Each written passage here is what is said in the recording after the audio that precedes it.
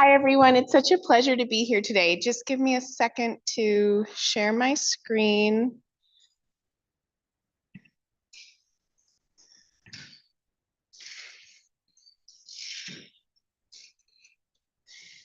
I think we should be okay. It's really such a pleasure to be here today. I want to start with a note of gratitude, especially for the CDSE faculty and staff who so generously invited me to give a talk today. I'm new here. I'm building community here, intellectual and otherwise. So it's an honor to be here. And please speak with me afterwards if you see any resonances with your own work or if you'd like to go out for a coffee or something like that. I'm also giving this talk on the past, present, and future homelands of the Coast Salish peoples. I'm grateful to have the opportunity to present my work here, but the history of genocide and forced occupation calls us to do more than acknowledge the enduring relationship between Native peoples and their home territories. I think it's time we think creatively and act intentionally to build a world that centers the coexisting liberation of Indigenous, Black, and colonized peoples. And on that note, I'll begin. Today, I'll be presenting a talk titled Sandy Soils and Earthly Discontents, Plantation Legacies, Agricultural Consciousness, and Environmental Imagination in Fiji.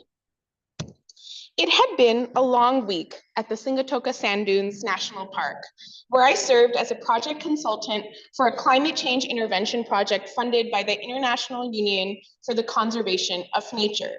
The team of rangers at the SSDNP was attempting to plan logistics for the upcoming agroforestry phase of their project, where quickly destabilizing sand dunes in the park, like the ones pictured here, were to be reforested with fruit trees and native plants. The agroforestry was framed as a four-part attempt to, one, conserve native plants and local biodiversity, two, control and prevent sand destabilization that threatens local homes with increasingly severe sandstorms. Three, protect and preserve sand dunes which safeguard local communities from rising sea levels and oceanic storms. And four, increase the food security among locals who frequently forage for fruits and other resources at the park. Jason, Molly, and I had recently returned from an off-trail hike into the less traversed corners of the park, mapping which areas of the sand dunes were to be used as demonstration plots in the implementation phase of the agroforestry project. I followed behind the group as Jason led us all to the slopes immediately bordering a local informal settlement called Kulu Kulu. The plan was to grow a forest of native fruit trees along this park boundary you see here on the slopes immediately adjacent to the community to protect these dunes against sand destabilization and, of course, improve the long-term food security of local residents. Where just a week before there had been a thick waist-high grassland like you see here, now there remained the repeating black and brown tones of charred soil, interrupted only by the dull yellow color of burnt foliage. A fire from a neighboring home's routine trash burning had escaped onto the slope and blackened the sand dunes immediately adjacent to the community, and this was a frequent occurrence in the dry season. Jason pointed towards the houses at the bottom of the slope. Maybe once the agroforestry project has been implemented and seedlings planted along this stretch, we'll have an effective border that marks this as parkland, and people will stop disturbing the landscape here with their irresponsible burns, illegal livestock agriculture, and hastily cut foot trails that carve into the sand dunes. Let's hope that the boundary gives our forest a fighting chance to survive. Jason imagined that in a few years' time, the mature trees were to double as a quote unquote natural boundary between the park and local community. Upon our return to the ranger station, we were surprised to find a long awaited email in Jason's inbox. The soil report had come in from the Ministry of Agriculture, and we'd been waiting on this report to determine which plants would grow best along these sand dunes next to Kulu Kulu. But the numbers were clear. alkaline soils with low organic matter and very low levels of plant available phosphorus, potassium, and nitrogen. My heart dropped through my chest and I feared the worst for the SSDNP team. These were apparently impossibly barren soils. Would the poor results on the soil sample report limit or worse, halt project funding as the IUCN reconsidered the feasibility of this project? Jason sighed in quiet frustration. I knew this would happen. Science will always say that sandy soils are bad for agriculture. And now we might have to convince people at the IUCN that this project may still work. But how do I explain that I know the plants will grow here? I'm not worried about the productivity of the soil. I know that these sands can grow forests. I've seen it before myself. The soil is not our problem. Protecting and maintaining our boundary is. And this is a photo of Jason and I when we went to go represent the National Trust of Fiji at the IUCN award ceremony, where the SSDNP received the prestigious grant funding for this agroforestry project. Jason is born and raised in Sigatoka, my field site. He's of shared Indo-Fijian and Indigenous descent, and I'll be returning to this key moment, this key ethnographic moment with him throughout this talk. So apparently, sand and its poor scores in the soil report did not deter Jason and the park team's growing ambitions for the agroforestry project. Instead, and in direct opposition to recommendations offered within the soil sample report, Jason retained his faith that the Sigatoka sand dunes held the agricultural promise of regeneration. Constructing, maintaining, and reinforcing a boundary between the local community and parklands was, however, an assumed prerequisite. The perceived work of the boundary in protecting and preserving landscapes and the confidence in soil fertility, specifically in the context of agricultural productivity, are two main themes that will guide my talk today. So in the first part of this talk, I will chart the historical genealogy and logic of what I will offer as plantation liberalism, an agricultural and industrial form and conceptual framework that organizes Fiji's current land management issues and approach to environmental justice. Drawing from participatory ethnographic fieldwork in Fiji's Sigatoka Valley from 2019 to 2023, I show how farmers consider the widespread transformation of fertile agricultural landscapes into grasslands as not simply a matter of land becoming barren, as measured in surveys of dwindling carbon, phosphorus, and changing soil chemistry, but rather a legacy of land disputes, dispossession, and ongoing racial tensions between Indo-Fijian and Indigenous Fijian, also known as Itoke, communities. In doing so, they challenge narratives that attribute the country's ecological challenges solely to climate change or overcultivation, a narrative that has outsized purchase in a time in which climate change is imperiling island nations.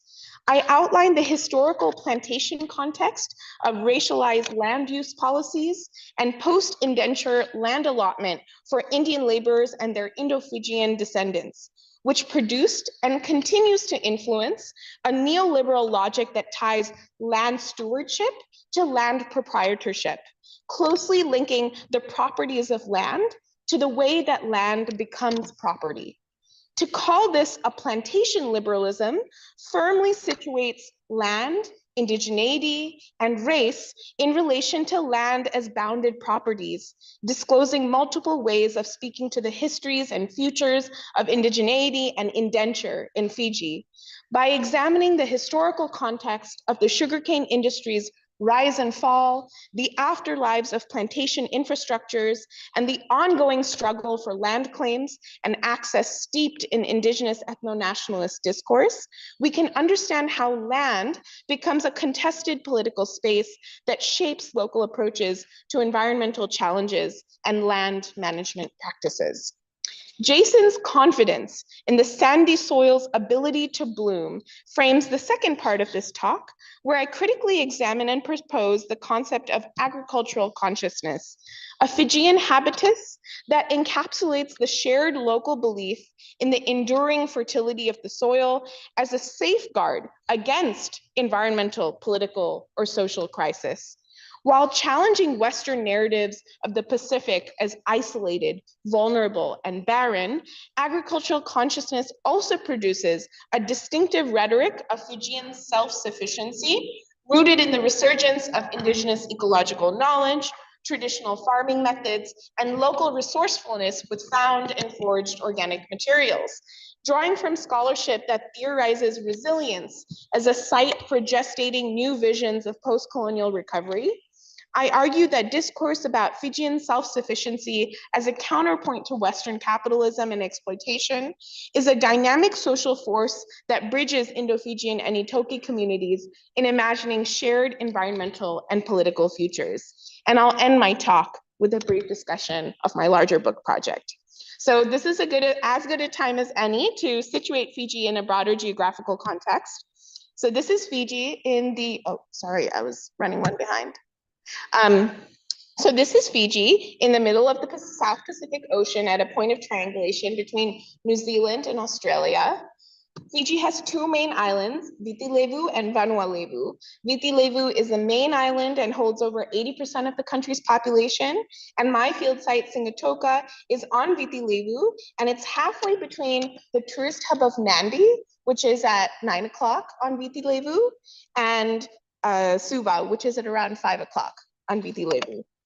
Let's zoom in on the Singatoka Valley a little more, highlighted in yellow. In the early 1980s, at the peak of the sugarcane industry's domestic and global economic influence, Singatoka was the fourth highest producer of sugarcane among town areas and cities in Fiji. While decades of political instability, lack of infrastructural maintenance, and loss of preferential trade agreements decimated the sugar industry, local commercial farmers diversified their crops, and Singatoka soon became an agricultural powerhouse, lovingly nicknamed the Salad Bowl. The region's famous farms are concentrated along the parallel Valley and Kavanangasau roads, which run alongside the northern and southern riverbanks of the eponymous Singatoka River. Highly regarded for its temperate weather, intermediate ecology between the dry leeward zone and wet windward zone, and resulting ideal growing conditions, farmers in the Singatoka Valley fulfill nearly all domestic agricultural needs and have also built a thriving infrastructure for agricultural export of specialty crops like popo, taro, cassava, kava, and bongo chilies. I consider this whole area my field site. For research on commercial farms in the highlands, I lived and worked in Nambitu, and for research on hobby farms, backyard gardens, and smaller commercial farms, I worked around the Singatoka town area. And you can see the Singatoka Sand Dunes National Park is right there along the coast and near the Singatoka town center. Part 1A, grasslandification. Savanna grasslands are common in Fiji. The yellow-green stalks of grass blow lazily in the wind in waves that ripple across vast landscapes, expanses of land that were once sugarcane farms and centuries before, dense tropical dry forests. Agricultural and soil specialists in Fiji describe these grasslands as the result of years of overcultivation, monocropping, and slash and burn land clearing methods condoned by the sugarcane industry, which have left Fijian soils severely depleted and unable to support diverse forms of plantation life, diverse forms of plant life. In scientific literature, popular media, and climate intervention rhetoric, discussion about Fiji's rapid environmental degradation inevitably concludes in gestures of concern for barren or infertile landscapes. Bearing the heavy weight of histories of soil extraction in a colonial plantation industry, this environmental discourse suggests the impossibility of life and growth in a land slowly dying. And yet, among farmers in the Singatoka Valley, not once did an interlocutor express fear or even the observation that soils were tired and could no longer sustain subsistence or commercial crops. Barrenness is a deficient social theory of landscape, one that forecloses both the history of labor migration and the possible effects of agricultural work. On a harvesting day, when I was up in the highlands living with my host family in Nambitu, I woke early before the rooster broke my sleep. This is a picture of the Singh family farmhouse in Nambitu, the last Indo-Fijian settlement along Kavanangasa Road, after which there are only small, sparsely populated indigenous villages. In the dark, I packed a light overnight bag and tiptoed my way through the tin farmhouse to meet Sojin Paya outside. The evening before, I had helped my host family pack vegetables into large white bustas or bags and tie them onto the bed of the farm lorry.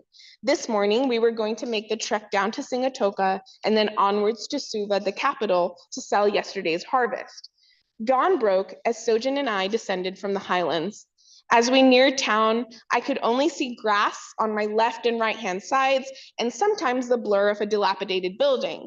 Sojin Paya spoke over the loud rumblings of the truck when we passed yet another old house. I remember the old farmers that used to live here. This used to be a large Indo-Fijian community. These grasslands used to be home to some of the most productive farms you've ever seen. Sugarcane, popo, vegetables, anything you can imagine. But after 1987, which is the date of the first military coup in Fiji, after 1987, these families either had their leases broken or not renewed by the local Matangali or local indigenous landowning clan unit, and they all went overseas trying to escape the discrimination here. The local Matangali ransacked their homes and left this area to become bush. I turned towards Sojin Paya. His face, normally young and bright, had hardened and the creases on his forehead more pronounced. His grip on the steering wheel tightened as he swerved to avoid yet another pothole. I turned back to the window to look out towards the grassland. His voice traveled across the length of the space between us. This bush is all that survives of that community and their legacy. Doesn't the land look like it has so much more to give? For Sojin Paya, grasslands, or termed bush in the local languages of Fiji, are not the mark of tired soil, but rather a socio-political environmental process of land dispossession, where locals, both Indo-Fijian and indigenous, lose access or claim to land and are unable to steward the landscape to produce meaningful subsistence or commercial crops. So it is not the content or quality of soil that dictates the possibility for life on this landscape, but rather the locals' ability or lack thereof to claim access to land by establishing, protecting, and maintaining a stable boundary. In this section, I argue that the post-indenture plantation infrastructure in which farmers received small-scale agricultural plots on which they continued to plant and harvest sugarcane shapes how locals have come to define land stewardship and consider boundary making as the first step to establishing a place-based relationship that guards and guides the landscape to healthy production. The endurance of the plantation is the ongoing condition of such relationships. In conversation with scholars such as Catherine McKittrick, Tiffany King, and Savannah Shange, I draw from Black feminist theory to think about how the plantation is more than the agricultural field, but a logic, a social infrastructure, an inheritance, and a technology of dominance that supersedes the material landscape of monocrops. Thus, despite the rapid and continuing decline of the sugarcane industry in Fiji, plantation logics continue to frame social life beyond the immediate agrarian economics. I've written in other parts of my book and work about the racial categories constructed by the indentured labor system, which framed Indo-Fijians as resilient hard workers and the local indigenous population, Itokes, as tethered to the landscape by primitive tradition and customs and incapable of task-based plantation work. And I'll note here that these pictures, which I've sourced from the Fiji Museum and the National Archives of Fiji, are colonial representations of these communities. These racial categories influenced the politics of colonial administration as Indian laborers suffered under exploitative indentured contracts, and indigenous Matangalis or land-owning tribal units were legally and effectively isolated from the plantation industry and thus removed from the economic resources of agricultural capitalism. These deeply cemented racial divides continue to influence political rhetoric and have fueled previous indigenous ethno-nationalist coups that restructured access to education, political representation, and property rights, all based on ethnic identification, and the first of which was a military coup in 1987. The condition of the plantation system in Fiji necessitates an additional perspective into the afterlives of plantation logics in Fiji.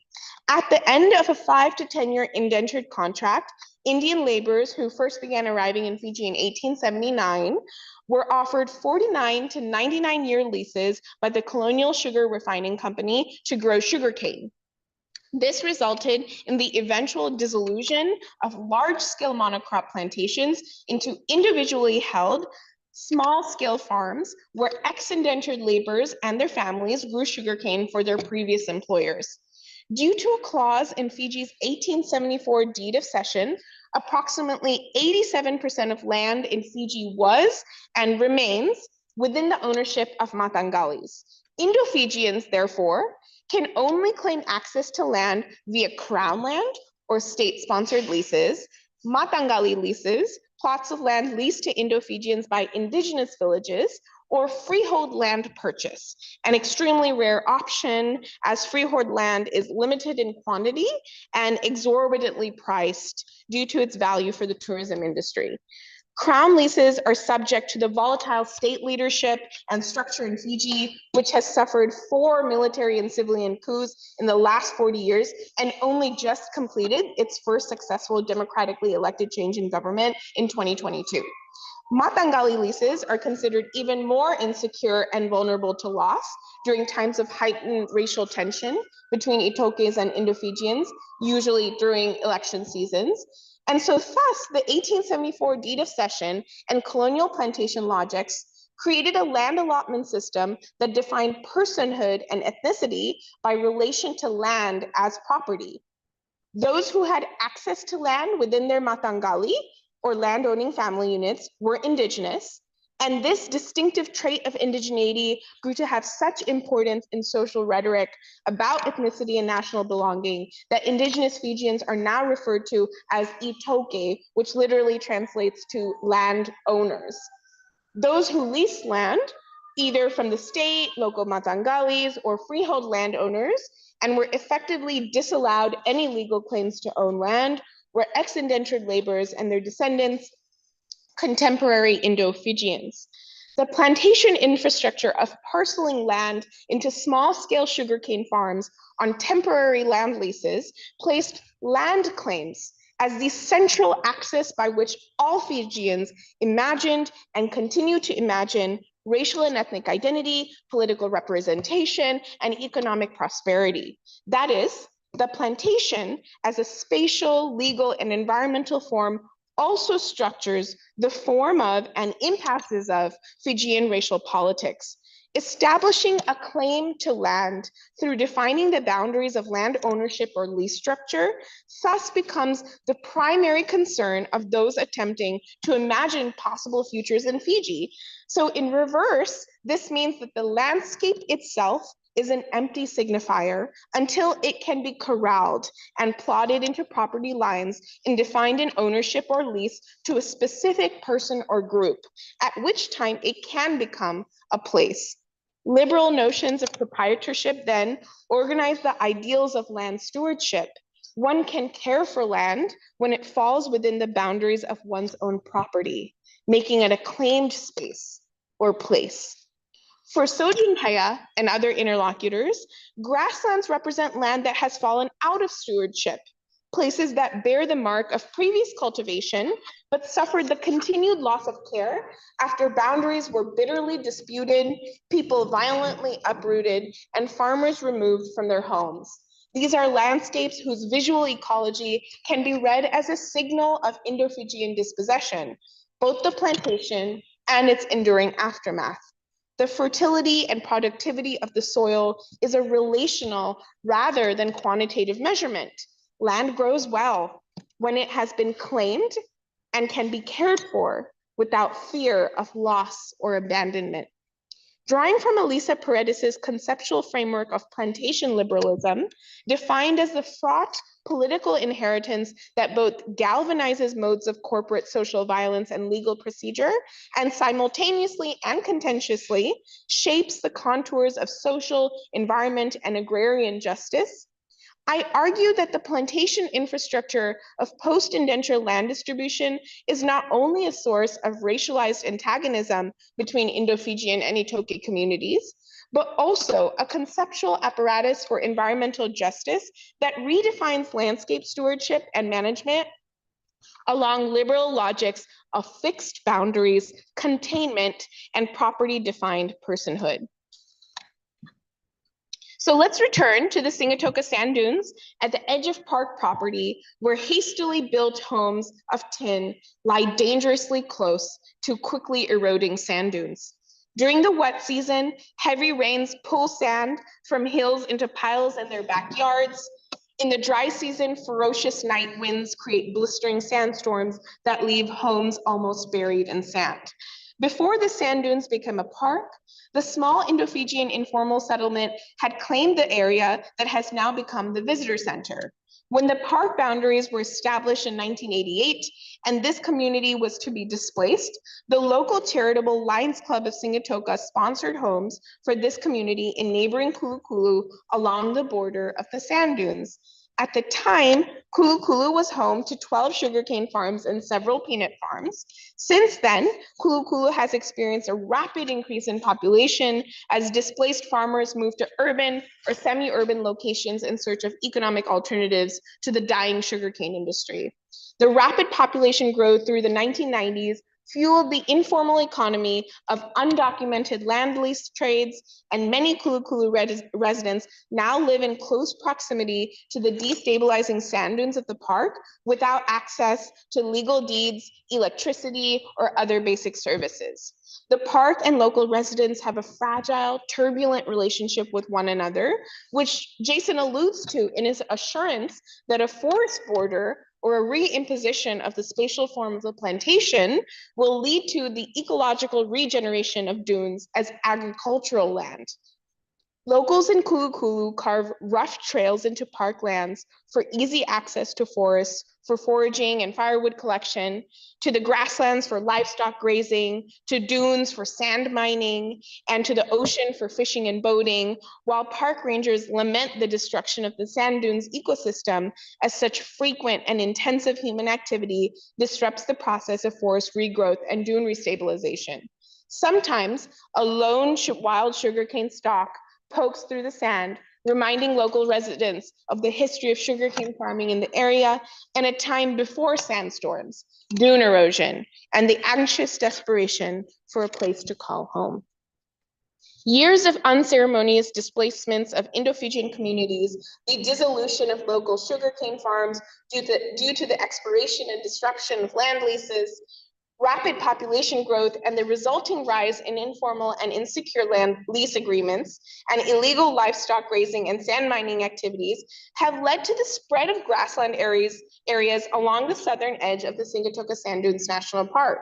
In the opening ethnographic vignette, we learned that Jason and the park management team believe that the grasslands are indicative of an acrimonious and contentious relationship with the local community, where stewardship of the landscape has been lost.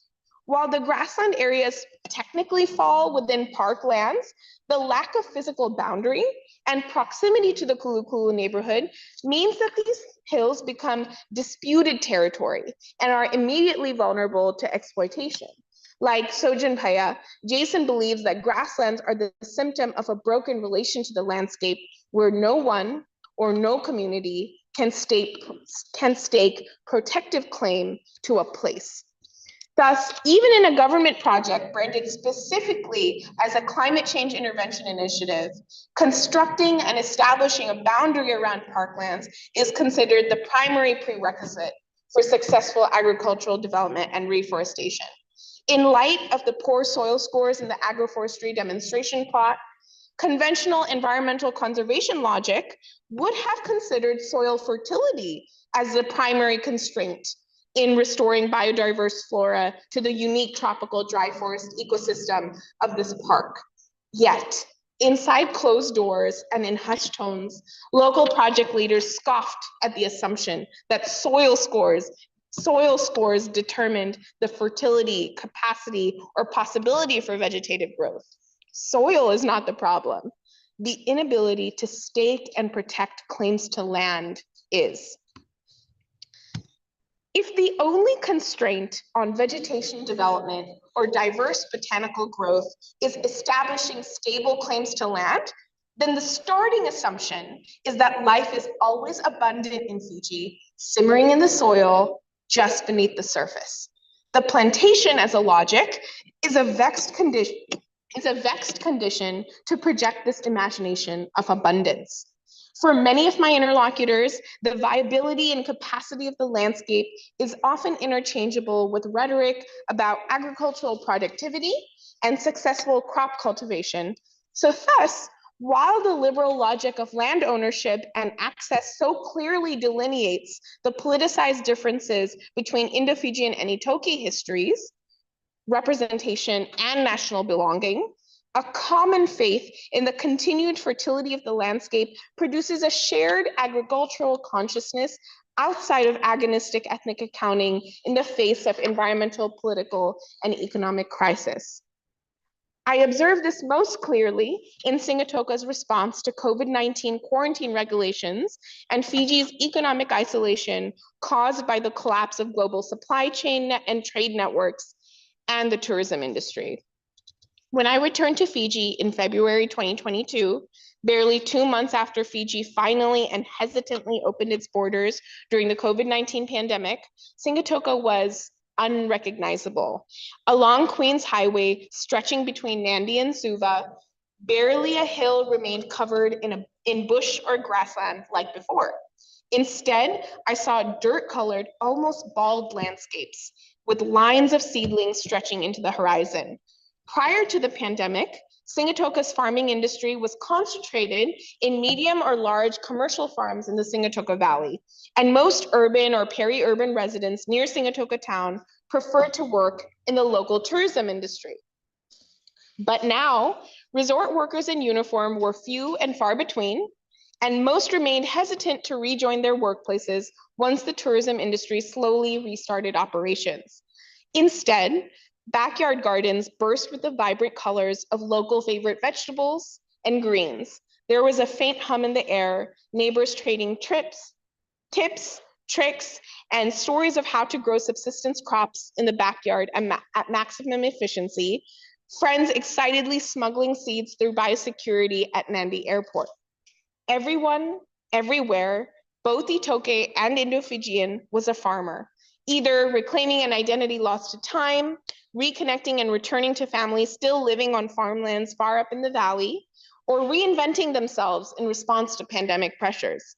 Farming had returned as a central social and organizational structure in Singatoka following the pandemic caused collapse of the tourism industry, making space for redefining and reimagining shared Indo-Fijian and Itoke resilience in the face of disaster.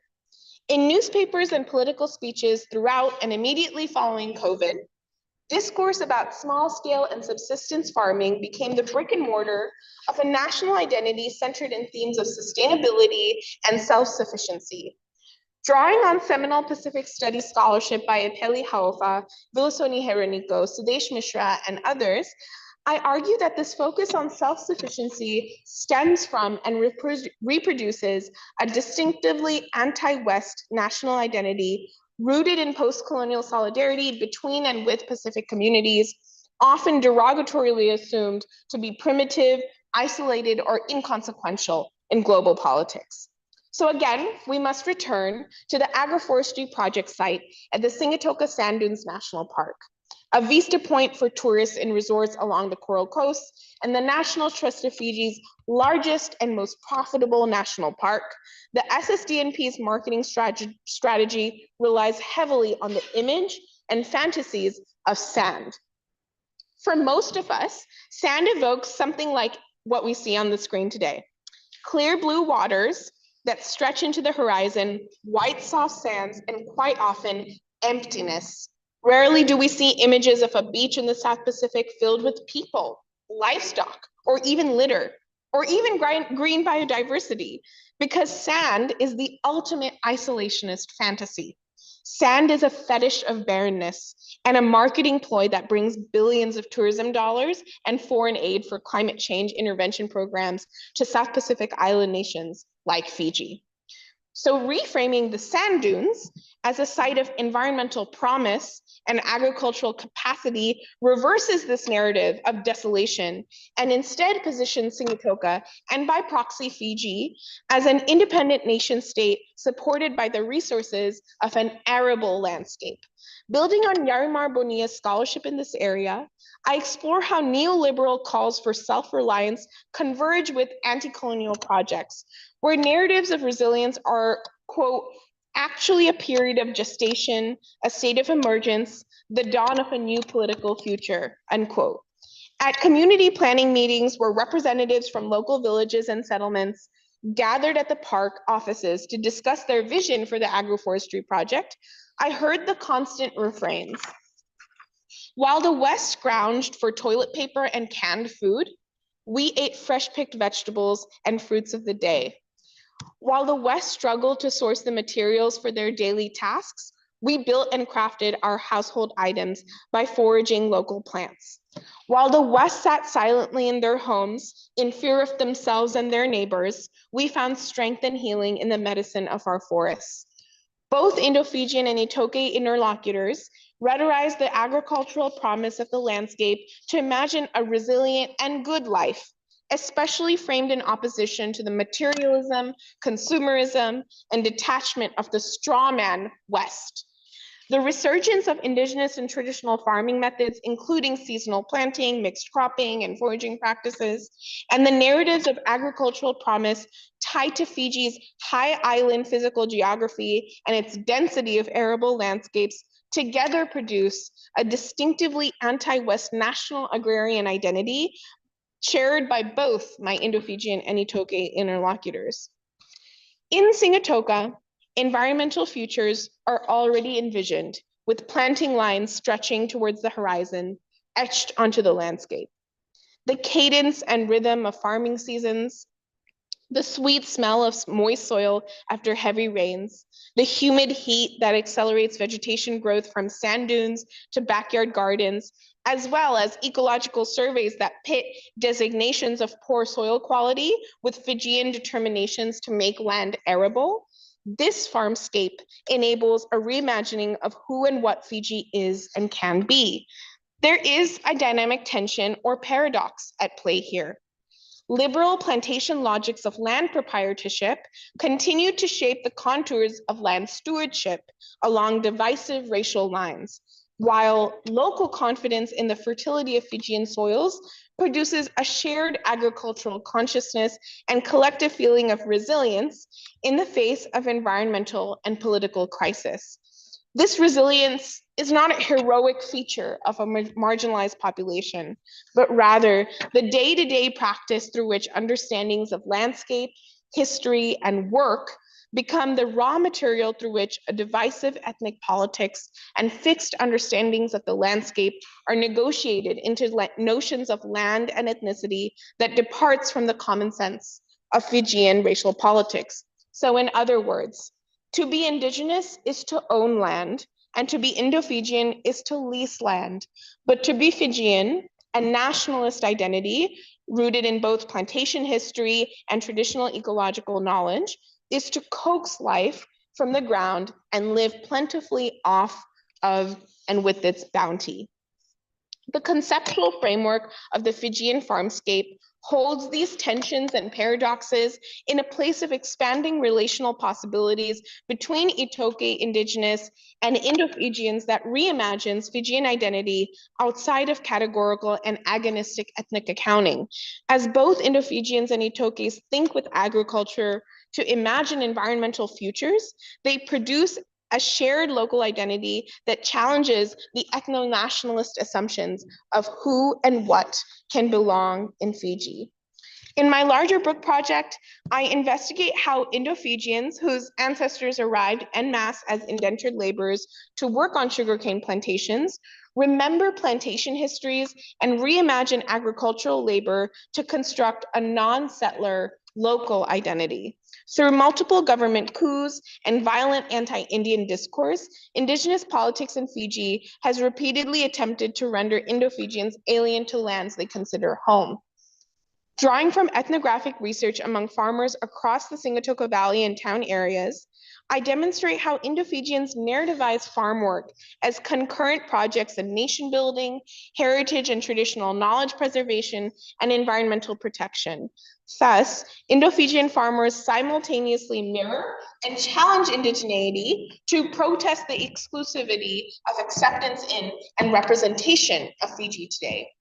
As a researcher, I challenge the positivist claim that ethnic markers like indigeneity or Indo-Fijian are inaccurate and the invalidating assumption that they are only political. My research trajectory and broader goals are to expand scholarship on how narrative constructions of ethnicity shape how people dare to imagine post-colonial futures, whether environmental, economic, or social. This approach to ethnographic and theoretical analysis is crucial in highlighting the lived experiences of marginalized populations as they strive to produce meaning despite capitalist ruin. Committedly collaborative and community engaged, my work is grounded in ethical ethnographic methods of personal witnessing rather than the othering objectification of violence and vulnerability. Thank you so much for your attention, and I look forward to your comments and questions at this time.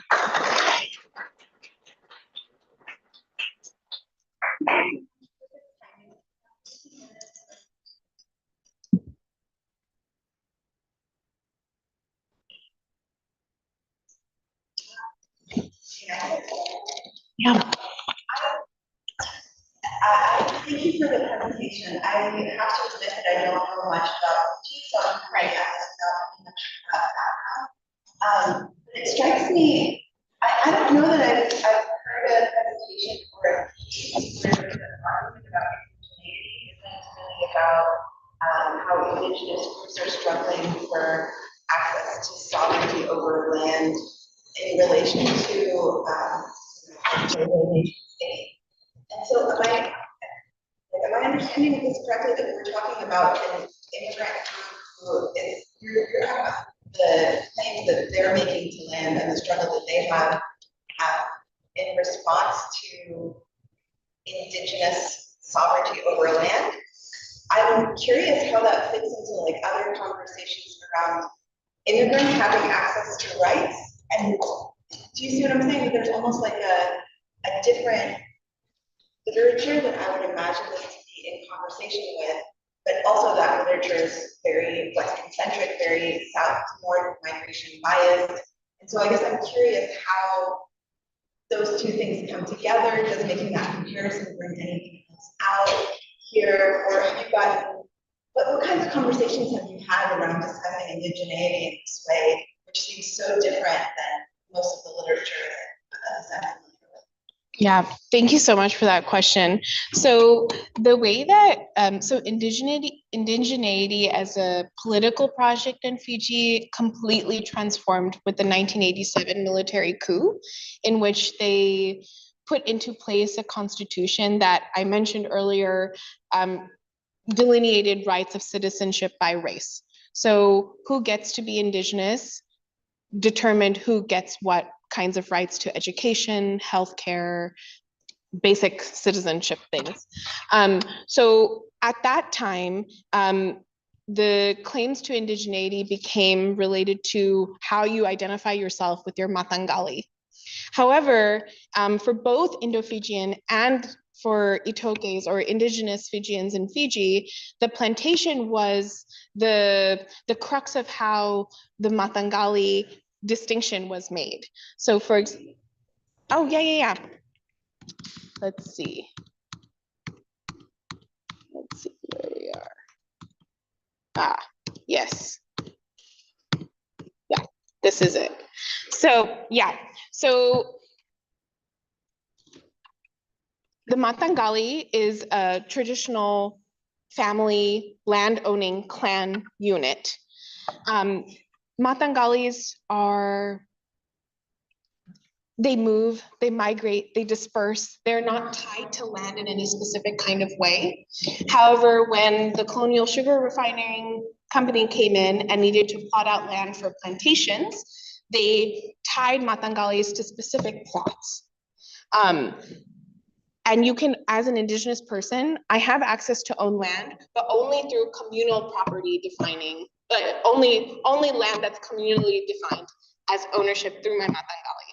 So this locks indigeneity into a very specific form of an interpretation of what one might argue is tied to colonial assumptions of primitivity, that communal ownership is an Indigenous way of being, and therefore to be Indigenous, you don't need to own land outside of the Matangali.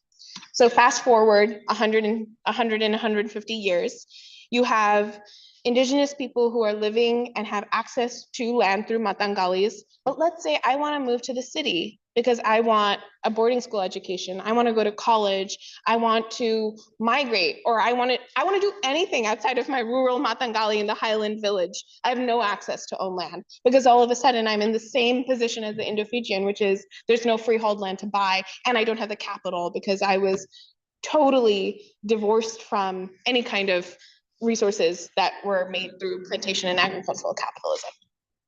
The Indo-Fijian case is that I have no access to land as property because most of the land is with the Matangalis, but I was part of the plantation industry. So I became a farmer. I am a part of international trade networks. And by the 1980s, Indo-Fijians had an outsized proportion of the amount of like the gross domestic, they controlled a significant portion of Fiji's gross domestic product. And in the reason that the 1987 happened is because at that time in the 1980s, at the peak of the sugarcane industry, the Indo-Fijian population also crossed over 50%. They became 51% of the population. The first democratically elected Indo-Fijian prime minister came to power, and then we had the military coup.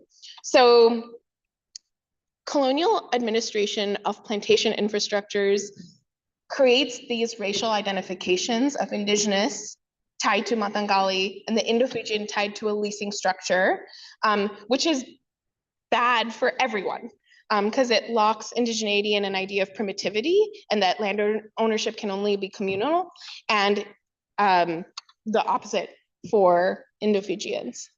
So this is a really, as you mentioned, this is not the way that we think about indigeneity and Indigenous self-determination in the Americas, for example. The conversations about Indigenous self-determination are very different here because the politics and the contours of white settler colonialism is very different here as well. Because of the deed of cession in Fiji, the 1874 deed of cession, and the way that land was distributed, and the fact that there weren't that many white people in Fiji making claims to land.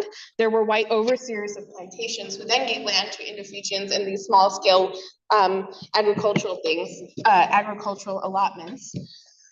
It just means that claims to land and the legacy of whiteness in Fiji is how race is defined, not necessarily in who owns it. Indigenous self-determination, Indigenous people have always had political power in Fiji. It's written into the deed of cession. They have access to land through Matangalis. They have outsized representation in the parliament, irregardless of democratic population counts. They have a promised GCC, which is a Great Council of Chiefs, so they will always have representation. So there's like all these ways that in the Indigenous have political power in Fiji and are self-determined. However, all of these ways are all of these ways of defining indigeneity tie back to this assumption of primitivity in the original deed of cession. So it's really complicated and it's very different from white settler colonialism in the Americas. That was a long-winded answer, sorry. Yeah. Yeah, so first of all, thank you for this. I really like what you're saying about sand as a lesson in fairness versus competition for some of the environmental products. And I'm wondering if you see a reflection of perhaps turn in aspects outside of like agricultural or aspects of future like education or business and things like that. Are you seeing some of those changes in sort of the population other business? Yeah, it's a huge. Oh, yes. So the question was, are there other ways of thinking about sand outside of agricultural promise? And how is that being received in the local communities? So sand mining is huge in the Pacific right now. And most of the local communities that I work with are very pro sand mining because it brings so much money. I mean, fat checks, millions of US dollars to villages that really have, again, no recourse to monies. So it can, so sand mining is very, very popular. And in order, the way that the Matangalis work in Fiji is you have to first get approval. Like if I'm an Australian mining company and I want to mine offshore, this will be part of an Ngoli, which is the same as a Matangali, which is an indigenous land owning or indigenous ocean rights owning land group, right? So if I'm part of a tribe, I have the Matangali and then the respective Ngoli or Ngoli if I'm a coastal tribe. So you first have to go to the chief of the Ngoli and make sure that you get rights to the ocean for sand mining. This chief has almost like all power to determine what happens to his village, and it's always a him. And this chief, his powers can be unchecked in certain villages. And for example, in Singatoka, the village that is who's the sand miners want to come and mine all the sand right offshore. This chief is currently very, very pro sand mining. And there have been sand mining projects in other cities in Fiji, like a few hours away in Mba. And in Mba, they've seen a complete decimation of the fisheries. I mean, it's just terrible for the local environmental and political infrastructure. And so people from Mba are coming to Singatoka to try and convince the chiefs not to say yes. But sand mining is a huge, I mean, it's a whole nother, you could write another book on sand mining and development in the Pacific. Yeah. Okay. Yeah. Hey, thank you so much for your talk. I actually have two questions. The first one being, the Nathan Valley, is that linked to paternal lineage, or how is that determined, and what does that mean for folks who are like mixed race or ethnicity? What race they have on. And the second question I have is, I do work on South Asian diasporas, and we know that the caste system is something that is generally carried with diasporas and they're maintained through time. And we also know that those relationships determine land rights within India and beyond. I'm wondering what, if there are caste dynamics that are evident in the Indo-Asian population. Yeah. I was going to ask you to repeat or expand on something you said at the end about when you're on about this period of COVID where self-sufficiency became where there was more self-sufficiency and also it was anti-West and maybe neoliberal. Could you just repeat that? Yeah. Okay. I'm going to do my best to speed through these. So first question was Matangalis determined by paternal lineage? In most cases, yes. So if you are a mixed race person that can determine paternal lineage by a certain number of generations, depending on the Matangali, they will determine this many generations back. You're allowed to count that and be part of the Matangali or be a part of the tribe. Certain areas in certain tribes, it can also be through the maternal lineage, but only if the maternal lineage that you're claiming is from the princely tribe. So it gets complicated, but there are systems, and almost 100% of the time it's paternal. caste system. Fiji famously does not have a caste system amongst the Indo-Fijian or the indentured label population. There's a lot of work on this called the Jahaji Bhai, or the ship brotherhood, that happened in the, in this traumatic journey across the seas, across the Black Seas, they call it. And Jahaji Bhai was where caste really dissolved as a metric of hierarchy. Other things emerged for sure. For example, who was able to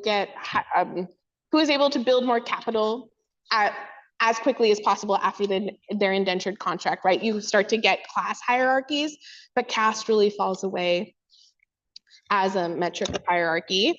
And then to reiterate the anti-West, neoliberal, but also self-sufficiency discourse.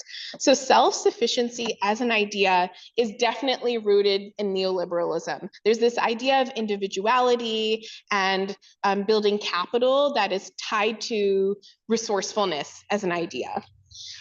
In Fiji, this ideology is taken and it is reframed as a nationalist identity. So because Fiji really came onto the global map in modernity through the plantation system, agriculture remains a part of their national identity.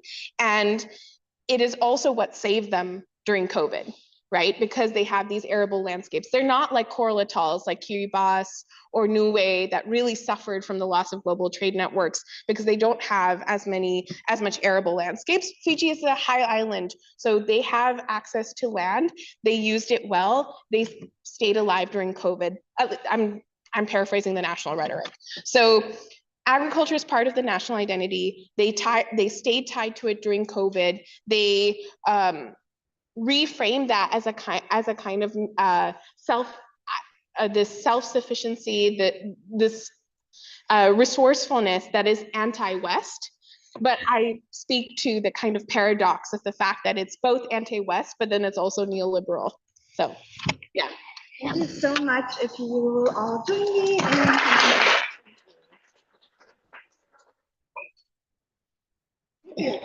Thank you so much. Okay.